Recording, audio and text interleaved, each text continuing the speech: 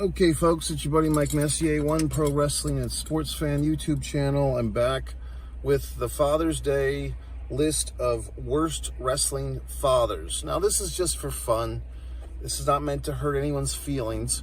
But for the wrestling fans out there who demand lists like this, I'm the person to go to because I have all this wrestling knowledge. No Google necessary, folks. So let's discuss, first off, what are the criterion? I would say that this leans more towards the personal than the professional. Fathers who, in one way or another, kind of disappointed their children, weren't the best dads, did something or didn't do something that kind of adversely affected their children's lives.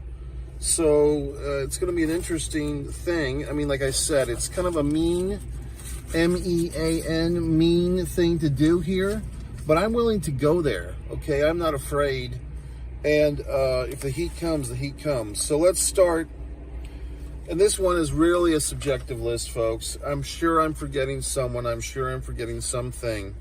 But number 10, I'm going to go with a surprise, and also I did do a best of fathers list earlier in the day that you can find one right here on One Pro Wrestling and Sports Fan YouTube channel, Mike Messier.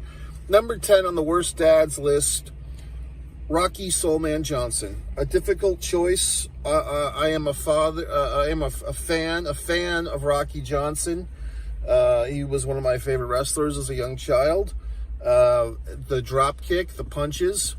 And why are you saying this, Mike? How can you be so cruel? Well, in recent years, we've heard all this information that Rocky Johnson had all these illegitimate children outside of his marriage to The Rock's mother. So, you know, I mean, I'd like to see The Rock do a reality show titled, You're The Rock's Half-Sibling. And The Rock goes around and he finds all these siblings, all these children of the various conquests of his father, and he surprises them by being their sibling. But The Rock, sorry, pal, I'm putting your father number 10 on the worst dads list. Number 9, I'm putting Gulas. I'm getting confused even as I'm doing this. The father, George, I believe Nick Gulas was the promoter. The son was George Gulas. I'm having a little bit of a dyslexia moment. I believe Gulas, the original Gulas, the father, over pushing his son. Jim Cornette's told the story many times of the son getting pushed to the moon by the father, promoter Gulas, and that the son couldn't wrestle and the son was not good. So I'm putting the Gulas father, number 9. Number 8, this one also hurts because it's another one of my favorite pro wrestlers, but that's the thing here, folks. I'm trying to be hard-hitting. I'm trying to be honest. This guy almost made the best fathers list, too, because one of his children has turned out quite well, but unfortunately, 2 of his kids, not so much. I'm going with number 8, Ric Flair. Sorry. I just feel that, like I said, because Charlotte Flair has done so well, and I think Rick has contributed pretty nicely to Charlotte's career, Rick almost made the best list. But this is, you know, a thin line, folks, a real thin line, because I had to give it up, and I had to put Ric Flair at number 8 on the worst list. And it hurt me to do that. It was not something I wanted to do, but I did do because I owe it to you, the wrestling fans, to be honest. And so Ric Flair, unfortunately, one son passed away at a young age, and then what really did it for me on this one was David Flair getting over-pushed, treated in fucking WCW towards the dying days, and so Ric Flair, sorry, number 8. This might be some consolation to the Nate, because he's one rank lower on this list. Number 1's the absolute worst. Dusty Rhodes, the American Dream. Yes, you might be surprised, another one of my favorite wrestlers, but you might be thinking, Mike, how could you do this? Cody Rhodes has had such a great thing. He's won the world title in honor of his father, Dusty Rhodes. Well, my counter to that is that Dusty was not really there for his elder son, 17 years older than Cody, Dustin Rhodes. Dusty Rhodes gave Dustin a hard time about his choice of bride. Was very disruptive to Melena, or whatever her name is, Terry Runnels. And Dusty was just not there for fucking Dustin, okay? So sorry, Dusty. Although you were such a great father figure to all those NXT brats, you weren't a great father to Dustin. And you get rewarded by being number 7 on this god-awful list of fathers, okay? Number 6, this guy could have been number 1. He also could have, on some people's lists, been number 1 on the best list. Very controversial. Really, I went back and forth on this. Number 6, Fritz von Erich. I mean, so many things could be said. So many things have been said. The success of his sons, but also the early demises of many of his sons. Back and forth I went on this one. But a couple of things stood out to put Fritz on my number 6 on the shit list.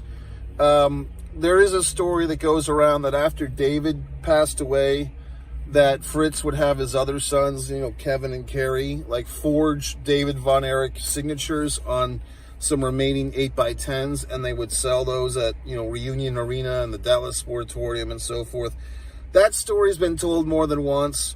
And also the stories, here's a real significant one. 2 other things.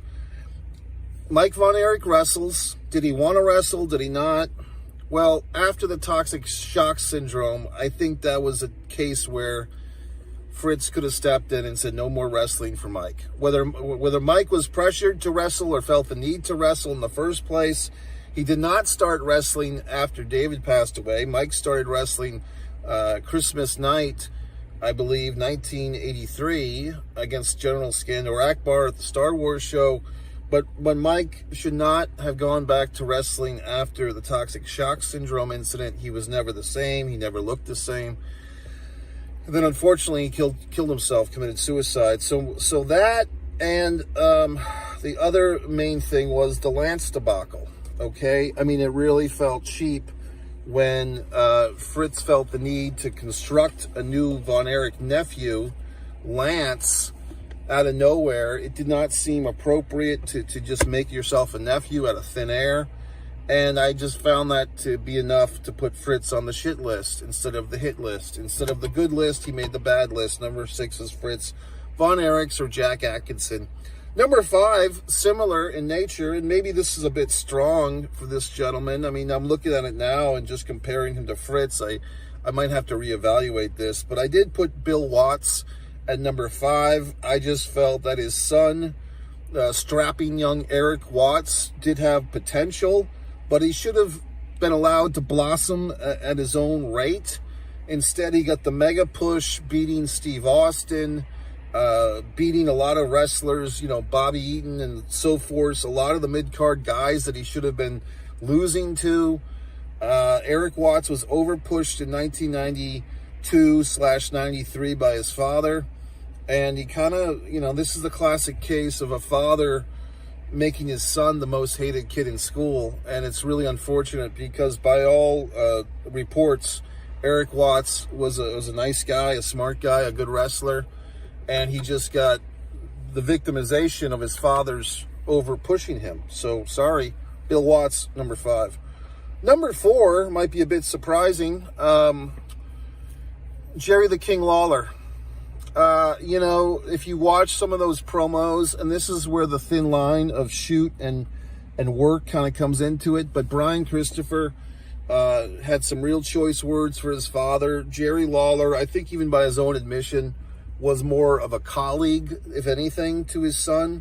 I mean, I could almost put Bill Dundee as like a part 2 on this, but these Memphis guys having these children, not really there for them, and then the sons become wrestlers almost to get the attention of their fathers. So, but I just went with Jerry Lawler on this. Sorry, I just felt like in honor of the late great Brian Christopher, I just had to put that down. So Jerry Lawler, sorry, you made number 3.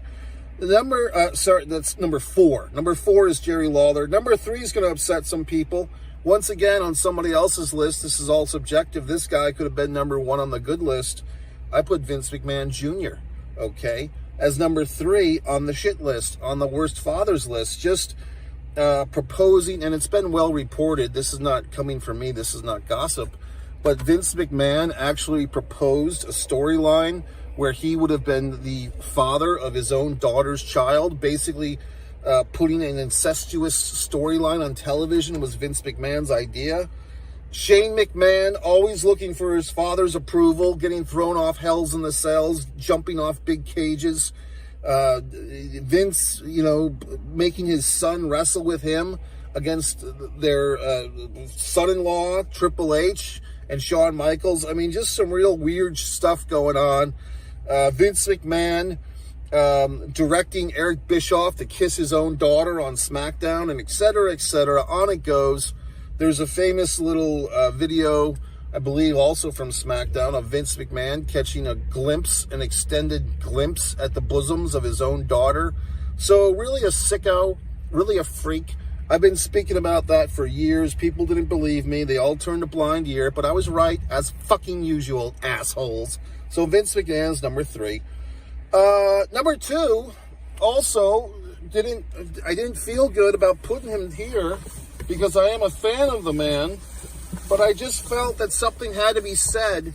Something had to be, some admonishment had to come. I put, for number 2, worst father in wrestling, and this once again might be very strong, but I put Hulk Hogan. Okay, I'm a big fan of the Hulk. I just feel maybe he just got a bad card with Nick. I really feel that Nick Hogan's actions with that car accident. See, I told you this was getting personal. Nick Hogan's situation with that car accident many years ago, and most recently getting a DWI. I put most of this on Nick's shoulders. I think Nick has disgraced his father. But, Hulk maybe co-signed on some of this behavior. Hulk maybe empowered Nick's horrible behavior. So a young man has had his life ruined by Nick Hogan. I believe he's permanently in a fucking paralyzed state, permanently ruined. His life is ruined by Nick Hogan.